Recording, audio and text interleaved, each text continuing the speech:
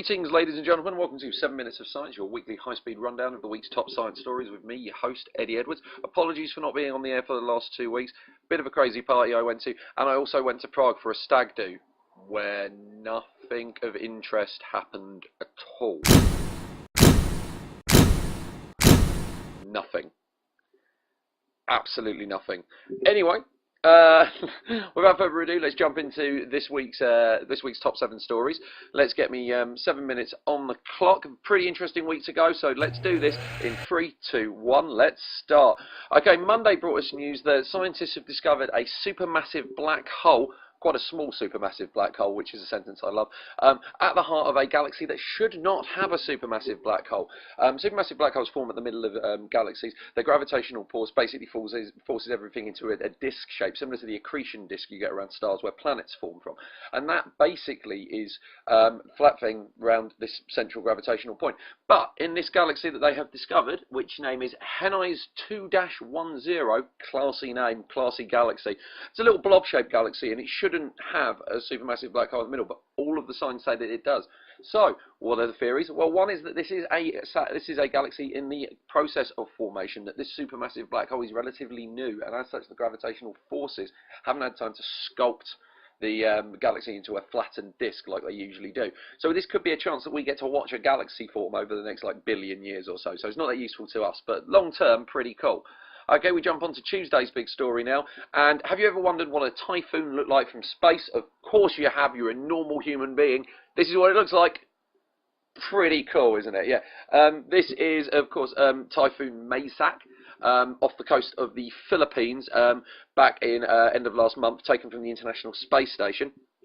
And this is basically the result of an incredible strong El Nino effect over the last year, which means that you get these huge superstorms, these typhoons building up off the coast. And as you can see, that's dominating a huge amount of our atmosphere there. It's an incredible thing to see, because we tend to think of storms, even when we see the weather maps, we think of them on a personal level. Is it raining outside for me? You don't realise that something that's affecting you can also be having an effect these vast distances away until you see something like this. And it just goes to show the real value of the space program, because obviously these photos exist, but there's huge amounts of data being gathered on stuff like this that's really useful for us in our day-to-day lives.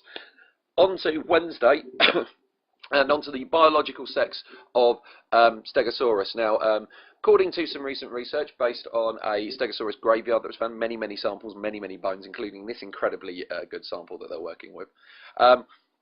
There's now a belief that the spines on the back of a stegosaur may be a case of sexual dimorphism, where a male and female look different of a species. Like with peacocks, the females are very dull colours.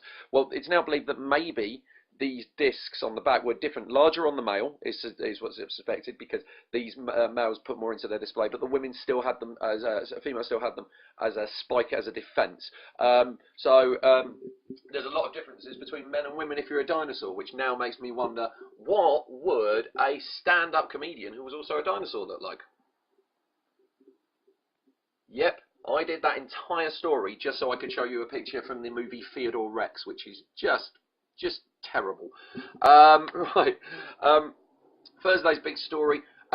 Smaller galaxies are running away through the universe. You've heard of the concept of a runaway star, probably, or maybe even a runaway planet. It's basically something that in its orbit has reached escape velocity and now is swooshing across, like, not part of this disk like affair you get in solar systems and galaxies. Well, now it turns out that in their local galactic clusters, this can happen with galaxies. It turns out galaxies can form a binary system with a smaller galaxy spinning around a larger and accreting matter and stars into that galaxy. A third galaxy comes in, screws up the whole system, and the smaller galaxy with lesser stars just goes whoosh, and goes flying off at a speed of over 6 million miles per hour. That's the escape velocity for a galaxy. Don't worry, the one that screwed all this up, it gets eaten up by the larger galaxy. So it does get punished. But yeah, you have these galaxies now that we know are surging through space, meaning that in the galactic clusters where we expect to find them, they couldn't be elsewhere. It's pretty crazy news. But smaller galaxies running all over the place. Friday, more galactic news here. When galactic superclusters collide, it's now been discovered, incredibly, that this reignites dead galaxies. Dead galaxies are sometimes called red galaxies because they're giving off red light, which proves that their stars are dying.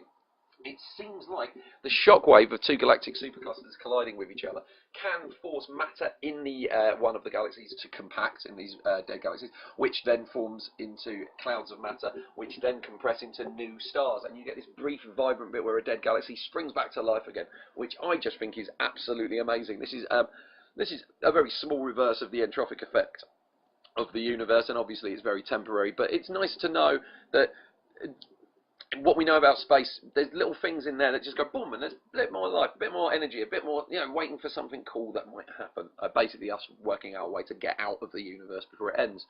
And finally, woolly mammoth clones. They've sequenced the DNA of the woolly mammoth quite successfully at the Swedish Natural History Museum. It's believed that by using the DNA in tandem with sequencing into elephant DNA, we can learn an incredible amount about what adaptations these mammoths had that made them so good to living in these cold conditions and give us great understanding. Or you could clone a woolly mammoth, which this has bounced around for years. My entire life there's been discussion of, we could clone a woolly mammoth. We could bring back the woolly mammoth. Why do we want that? No one's ever, woolly mammoths are cool, but if that's the only reason, then that's shitty science. So this is just basically a chance for me to rant about why are we wasting time trying to clone woolly mammoths. I don't understand what the value of that is. Do we get to ride them into war? Oh, it doesn't matter, we have tanks now. Oh, God, don't even get... Why? Why is this such a big deal? Dinosaurs I want to see. You can learn some stuff, but these were basically elephants. They acted elephant-y. And, now final story, if you... finally story, if you want to feel a little bit old, I'm going to show you this picture. Now, you're probably thinking, this picture doesn't make me feel old. Why would this picture make me feel old? Well, this picture should make you feel old because this picture of the Westerland 2, a cluster of 3,000 stars, about 20,000 light years away, is the image that the Hubble Space Telescope took last week for its 25th birthday. 25 years we've had a telescope in space. I remember it being launched, I remember being fascinated at the time. It's something I have genuinely clear memories of, and then I'm told it was 25 years ago and feel very old.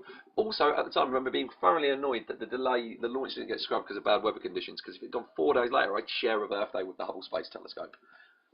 That's my way of hinting at the fact it's my birthday next week. All gifts will be received gratefully, unless it's death threats.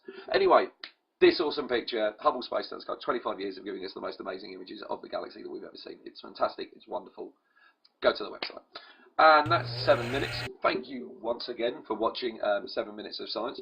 I'm going to go now, and, well, it's Monday.